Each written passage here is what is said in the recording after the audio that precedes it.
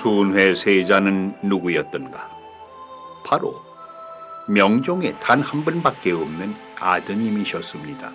그러니까 문정왕후의 하나밖에 없는 손자였지요. 문종왕후는 중종의 제2계비로 인종이 보위에 오른 지 1년 만에 승하하시자 12살 난 친아들 명종을 왕위에 올려놓고 섭정대비로서 수렴청정했던 일은 이미 널리 알려진 일.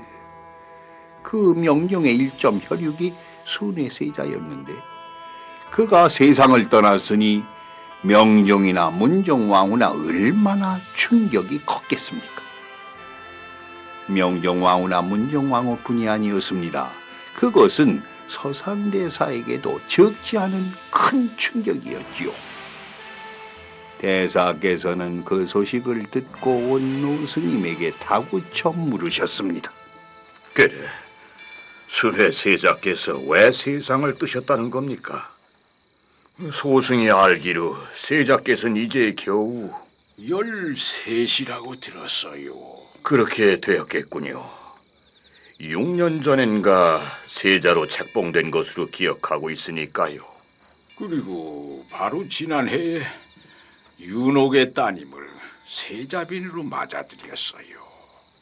겨우 12이신데 세자빈을 맞아들이셨단 말입니까?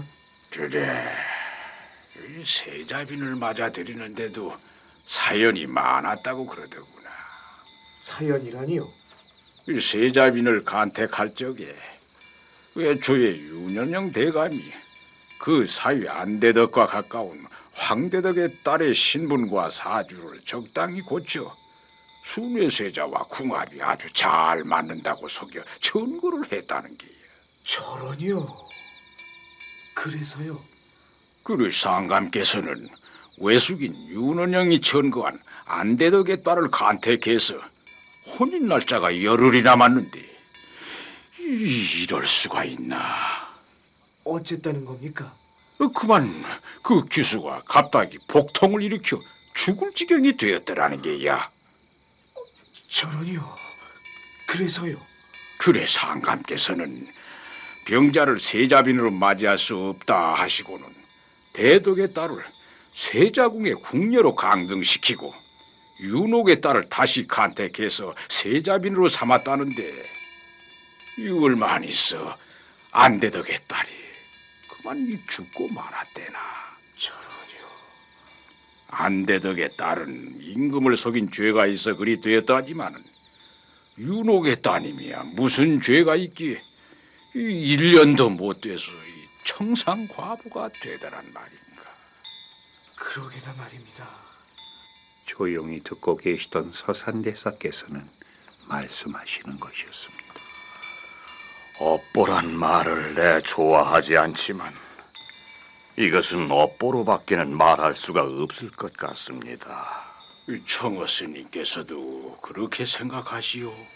예, 상감께서도 그리 말씀하셨더랍니다. 예? 상감께서도 순회세자가 이렇다 할 병도 없이 허약해지셔서 가진 애를 썼건만 숨을 거두시는 것을 보시고는 한탄하셨다는 거예요. 아니, 뭐라고요? 네, 울어 못하려. 을사년의 충량한 신하들이 죄 없이 떼죽음을 당했어도 내가 임금이 되어 말리지 못하였으니 내 집에 어찌 대대로 군왕이 이어질 수 있겠는가? 여기서 을사년의 일이란 을사사화를 말하는 것임은 이미 말씀드린 바 있지요. 여담입니다마는 순회세자의 세자빈인 공해빈 윤씨는 임진왜란이 일어난 그 해에 장경궁 동명전에서 돌아가셨는데 순회세자의 능에 함께 묻으려고 날을 정했으나 난리로 인해서 선조가 파천하게 되는 바람에 후원의 임시로 매장을 했다 하지요. 그런데 이럴 수가 있나요? 이듬해 선조가 환도해서 가보니 그 무덤을 파헤쳐서 시신이 없어져 버리고 말았다는 것이 옳시다. 뿐인가? 후에 순회세자와 공해빈의 신주를 조성해 순회묘에 모셨더니 이번에는 병자호란이 일어나 다시 없어져서 신주를 또다시 조성했다는 것입니다. 이쯤 되면은 그 응보의 준엄함이 어떠한가를 짐작할 수 있지 않겠습니까? 그런데 서산대사께서는 다시 이런 말씀을 덧붙이시는 것이었습니다. 소승은 이런 일이 있을 때마다 무학대사의 예언이 떠오르곤 합니다. 무학대사라면 그 개국 초에 태조를 도우신 그 무학대사 말씀이요. 예, 아니, 무학대사의 예언이라면은 무학대사께서 정도전과 경복궁의 향을 논하실 적에 정도전의 주장에 따라 남향으로 잡게 되자 예언했다는 그 예언 말씀입니다. 오, 그 말씀이라면 나도 기억하고 있어요. 이 왕조는 장차 장자가 성하지 못하고 지차가 흥할 것이라는 그 말씀 아니요? 예, 따져보십시오. 태조왕 이래 장자가 성했던 경우가 언제 있었습니까? 하긴 그래. 태조 이래 정정도 찾아요.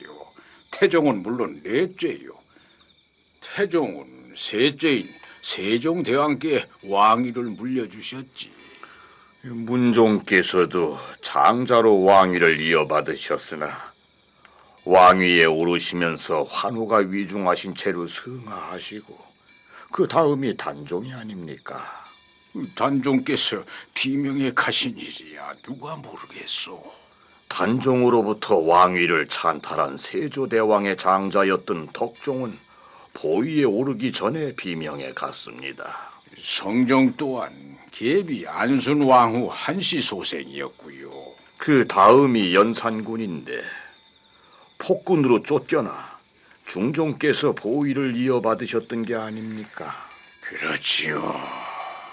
그런데 이번에 금상의 장남이자 유일한 독자이신 순회세자께서 13세에 요절을 하셨으니 과연 스님 말씀 맞다나 무학대사의 예언이 그대로 적중한 것이로구려. 그러니 이게 고려 왕조를 쓰러뜨리고 수많은 왕씨와 충신들을 학살한 업보가 아니겠습니까? 따는요. 두 스님께서는 잠시 침울하니 말이 없으셨습니다. 그러다가 서산대사께서 단식하듯 말씀하시는 것이었지요. 보우대사의 일이 심히 걱정이 되는군요. 보우대사의 일이요. 예, 서산대사의 귀에는 승인노숙과 영관대사께서 하시던 말씀이 생생히 울려오는 것이었습니다. 씨는 뿌리니가 거두어야지. 자업자득이고 순교자는 하나면 좋게. 그대가 신명을 바칠 자리는 그 자리가 아니오. 때도 지금이 아니야. 서산대사 휴정스님께서는 이렇듯 보우대사의 일을 자신의 일인 양 걱정하시면서 이듬해에 중요한 저작을 서둘러 시작하셨으니 그것은 다름 아닌 선가귀감이었습니다. 대사께서는 그 서문에서 선가귀감을 쓰시게 된 동기와 목적을 다음과 같이 밝히고 계시지요. 옛날에 부처 배우는 이들은 부처님의 말씀이 아니면 말하지 아니하고 부처님의 행실이 아니면 행하지 아니하였다. 그러므로 보배로 여기는 것은 오직 불경의 거룩한 글뿐이었는데 지금의 부처님을 배우는 이들은 전하여 가며 외우는 것이 사대불의 글이요 청하여 지니는 것이 사대부의 십분이다.